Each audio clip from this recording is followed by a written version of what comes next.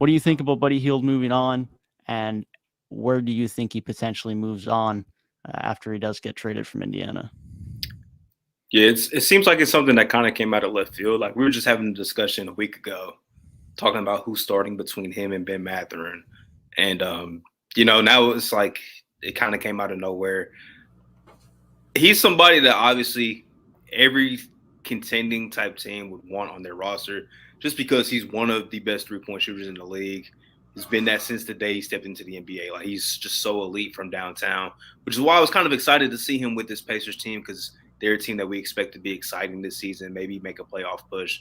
But a lot of teams are going to be after him. I saw like the Milwaukee Bucks were taking a look at him. My Celtics were taking a look at him.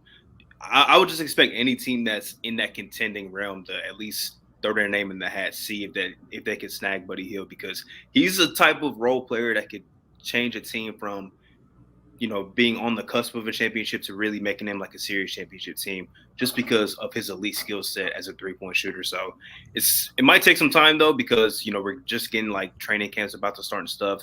We're a month away from the season, so it might not happen right away, but definitely something that we can keep our eye on, especially like when the December 15th deadline comes and guys that were signed in the offseason can be traded. I'm sure that's when talks maybe will ramp up a little more. Yeah, he puts himself in a weird position because I feel like he kind of fits anywhere. And that is why it's like when you're trying to predict what team he goes to, there's not really a set answer, because you look at any team and I don't really have one set situation where I'm like, yeah, that's the one where I really see him working out. And it's just kind of the nature of being that consistent, reliable shooter. Like really anywhere with a good playmaker to get him the ball, I think he's going to be a good fit. And that's a lot of teams if we're being honest. I will say when it comes to the Indiana Pacers, I think there's pros and cons to this. In the short term, I definitely think it hurts them because I think this was going to be their breakout season. I think this is where they were going to go from a team who's been kind of on the rise in the midst of a rebuild, but acquiring talent, to a team who was going to be back in the playoffs this year. And not saying they can't still do that, but having a guy who's been in the league for a couple years now would have helped that. A guy with a very consistent skill set, a guy who you can rely on to give you the same production night in, night out. That would have been really nice to have. But on the other hand, and when we're talking about this starter battle between him or a Ben Mathurin, now if we know they're going with Ben Mathurin in that spot and he's going to be starting next to Tyrese Halliburton for the whole season, when it comes to the long-term outlook, that's only going to further their development. And I think when you're looking at just this year versus the next 5 to 10 years, it's probably better that he's out of the way and you're just having as many minutes with this combination of Tyrese Halliburton, Ben Mathurin, and even Andrew Nembhard with one of those two guards.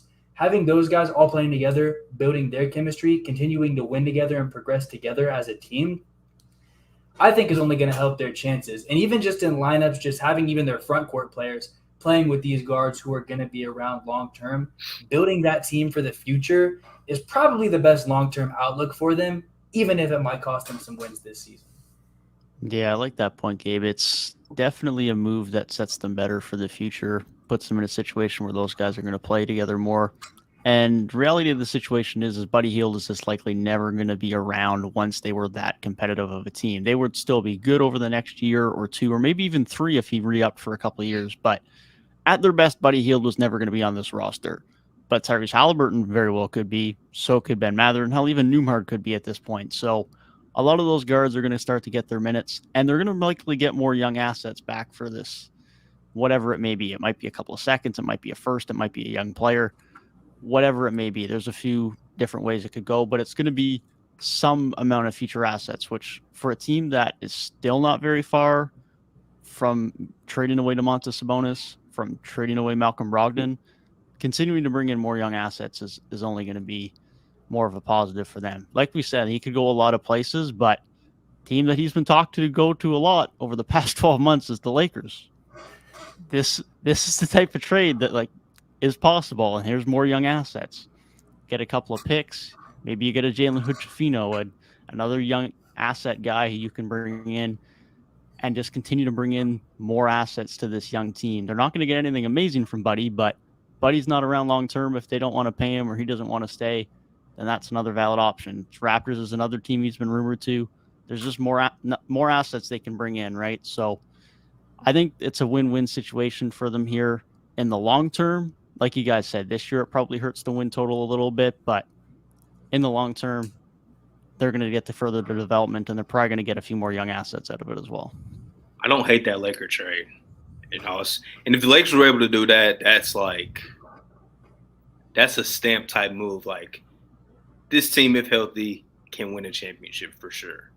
Just adding somebody of Buddy Hield's caliber so LeBron can play off of, that's just an elite floor spacer that they kind of need and they could desperately use. And even if you have to give up Vando, even though he just signed the extension and everything, I think because we saw in the playoffs, he went from like being in the rotation to not being in the rotation like a few times in all three of their series, right? So he's somebody that when it gets to that point in the season, they know how to play without.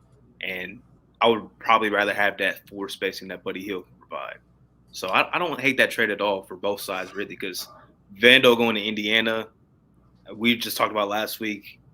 Dev, you've been stamping on it all offseason how poor their forward position was last season. So adding a Vando would be great. And then Jalen Hood-Schifino was like a lottery projected guy, for a lot of teams. So that would be just another young guard that you can bring into the mix, play off of Halliburton, play off of Nembhard, Ben Mathurin. Like, that would be a nice little guard rotation to move forward with.